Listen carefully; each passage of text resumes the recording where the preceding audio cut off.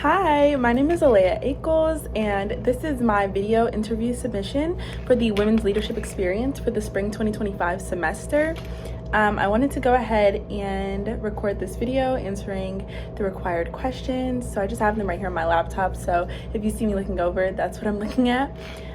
So I will begin with the first one about introducing myself, my story, and how my participation in the Women's Leadership Experience would fit into that story. So I'm currently a sophomore. I'm a major in biology, specifically wanting to go into the medical field, so a concentration in pre-med.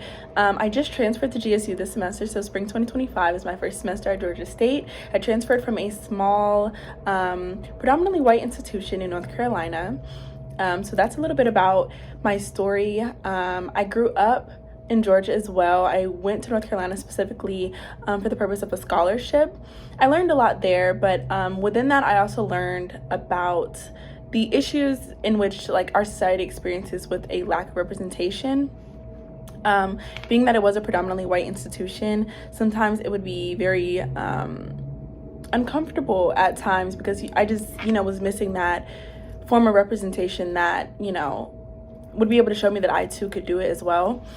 So within me, this fueled or ignited this fire to want to be that representation for other people, especially those of underrepresented communities, especially those that are women in underrepresented communities. So that's a little bit about my story, why women's leadership means so much to me, and how the women's leadership experience can help me to grow my leadership qualities, and then along with helping me grow my leadership qualities can also help me to be able to be a better representation, those representation that I felt that I was missing.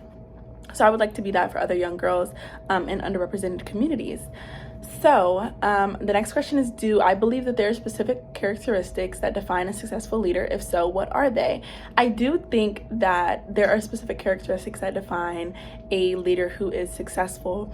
So within my application, I wrote mainly about conflict resolution as well as empathy. I think that is very important as a leader that you know how to conflict resolve. You're gonna have conflicts, whether those are very dramatic conflicts, negative conflicts, just any type of conflicts that you may come across. They could be very small, they could be, very large.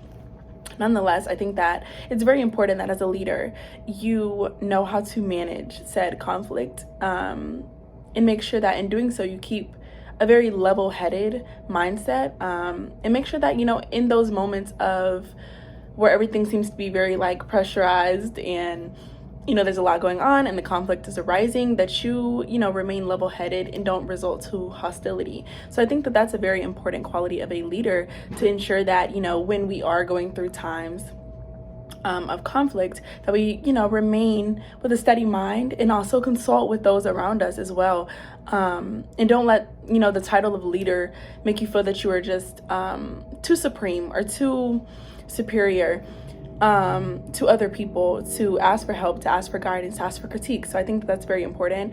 I think that sympathy and or empathy is also very important, because it allows you to place yourself in the shoes of other people, to be able to gain various perspectives. So I think that perspective switches, I guess you could say, so changes in perspective are very important, especially in times where conflict is resolving as well, because sometimes you may need to look at a situation from a different lens, and somebody around you may be able to help you see hey, why don't we try this route? And I think that as a leader, you need to be very accepting and open to critiques and or guidance from other people who may not have the title of leader, but I still think in a way that we are all leaders amongst one another.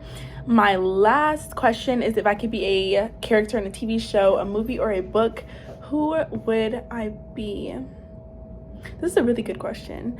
Because I think I'm sorry, excuse me. I think that growing up, and I still think my answer would be the same. So as I was growing up, Princess Tiana, which this may seem so cliche, but Princess Tiana was my inspiration, because she was, of course, one of the first Black Disney princesses. So we're back on that topic of representation and how important that is to me, as well as others, in minority groups. So she's my favorite Disney princess, and still to this day, if I could be any character in a movie, a book, or a TV show, I really think that it would be Princess Tiana. I think that her determination to get what she wanted, which in this case was that restaurant, was very admirable. Like, she would stop at absolutely nothing to get what it was that she wanted. She was very determined. She was very perseverant.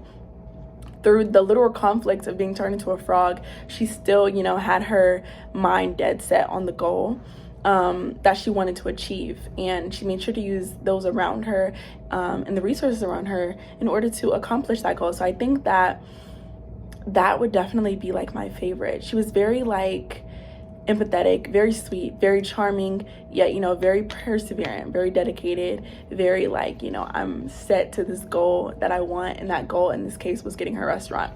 So I think that's very, you know, admirable. I think those are very admirable qualities that I would like to possess as a person. So I think that that would definitely be the character that I would choose.